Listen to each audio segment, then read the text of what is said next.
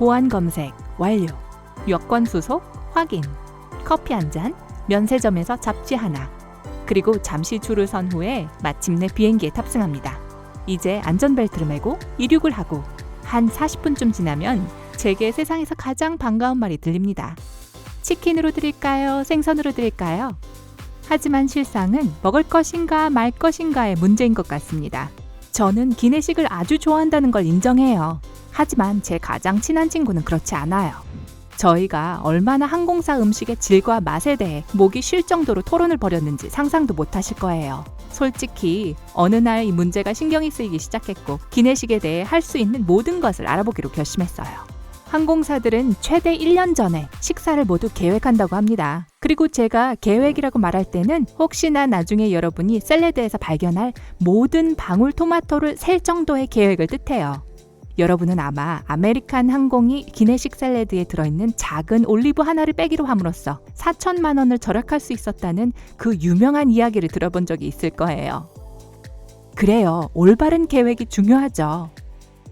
그리고 만약 기내식이 몇 달 전에 미리 조리된 냉동식이라고 생각한다면 아닙니다. 잠깐만요. 우선 제 말을 먼저 들어보세요.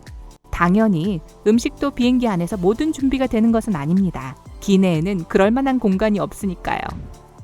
게다가 기내 안전 기준에 의하면 날카로운 칼이나 조리용 불을 사용할 수 없습니다. 즉, 공항에서 가까운 지상에서 기내식이 준비됩니다.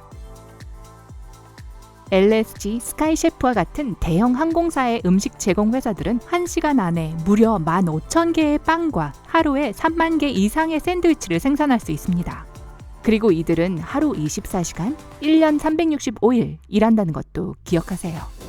우리 같은 평범한 승객들에게 더 놀라운 것은 비록 일부 과정이 자동화되어 있지만 대부분의 음식들이 사람에 의해 직접 준비된다는 것입니다. 예를 들어 LSG 스카이셰프 프랑크푸르트는 2,075명의 직원을 고용하여 하루에 85,500명분의 식사를 준비한다고 합니다. 또한 현대 음식 트렌드에 따라 메뉴는 항상 바뀌죠. 하지만 기내식은 그다지 신선하지 않습니다.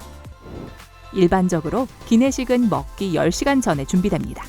지상에서 요리된 직후에 바로 먹을 수는 없어요. 요점은 예를 들어 치킨은 보통 60%만 조리된 상태로, 스테이크는 30%만 조리된 상태로 주방을 떠납니다. 그 후에 모든 음식들은 특별한 냉장고에서 냉장 보관되고 특이한 상태로 비행기로 운반됩니다. 완전히 냉동 상태도 아니지만 먹을 수도 없는 상태로요. 그리고 따뜻한 식사의 마지막 준비 단계는 기내에서 일어납니다. 흥미롭게도 식사를 만드는 책임을 맡고 있는 사람들은 보통 공중에서 메뉴에 포함시킬 음식을 테스트합니다. 거기에는 중요한 이유가 있습니다. 비행기를 타면 낮은 습도로 인해 코가 마릅니다. 이것은 이륙 중 압력 변화와 심지어 제트 엔진에서 나는 끊임없는 소음과 함께 미각을 지상에서처럼 민감하지 않게 만듭니다. 다시 말해서 여러분은 음식의 맛을 30%밖에 느끼지 못합니다.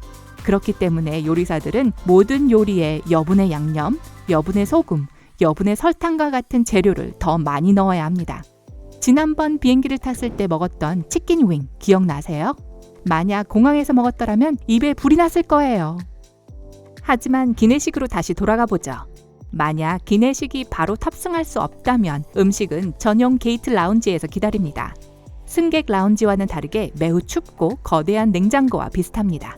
그 이후 모든 것은 비행기가 제 시간에 출발할 준비가 되느냐에 달려 있습니다.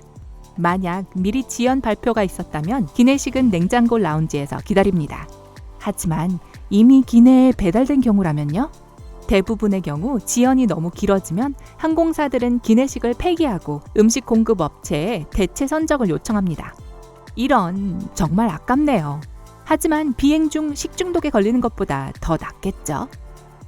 비행기가 정시에 출발하고 이륙은 순조롭게 진행되며 수백 명의 승객이 배고픈 표정으로 승무원을 바라보고 있다고 가정해 보겠습니다. 객실 승무원에게는 이제 기내식을 데울 때가 됐다는 단서입니다. 아니요, 전자레인지에 음식을 데울 수는 없어요. 기내에는 전자레인지가 없거든요. 대신 음식에 뜨거운 공기를 불어넣는 팬이 달린 대류식 오븐을 사용합니다. 이 오븐은 음식을 매우 빨리 준비하는 데 도움을 줍니다. 약 20분이면 되죠.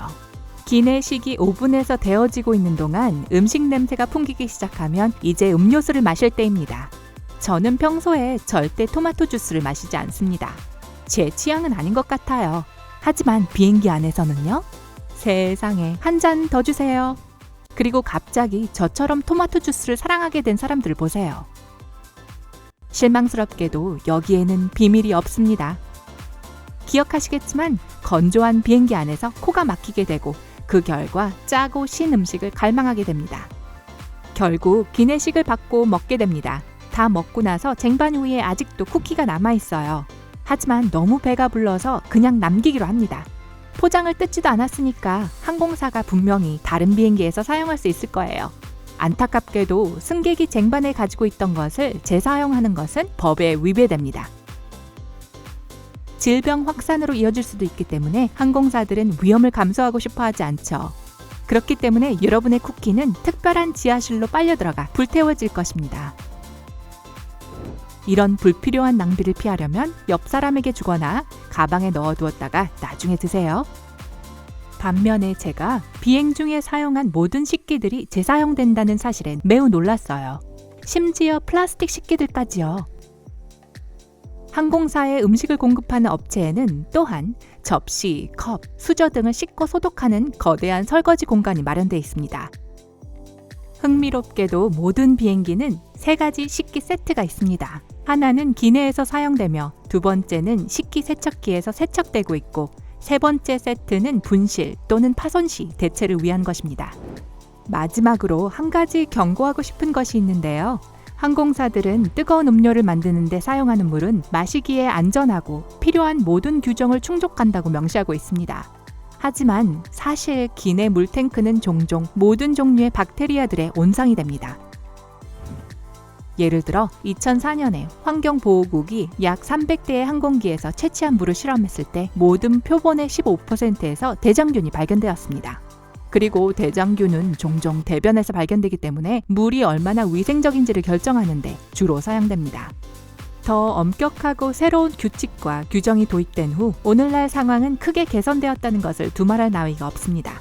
하지만 여전히 일상적인 점검에서 상업용 비행기의 수질이 문제라는 것은 종종 드러나고 있습니다. 만일 여전히 걱정이 된다면 물을 끓여 그 안에 있을 수 있는 모든 병원균을 파괴할 수 있습니다. 하지만 대부분 그렇듯이 후회하는 것보다 안전한 것이 더 낫습니다. 그렇기 때문에 저는 항상 비행 전에 미리 터미널에서 커피를 마시려고 노력합니다. 기내식을 좋아하세요? 아니면 음식을 직접 가지고 타는 걸 선호하세요? 아래 댓글로 알려주세요.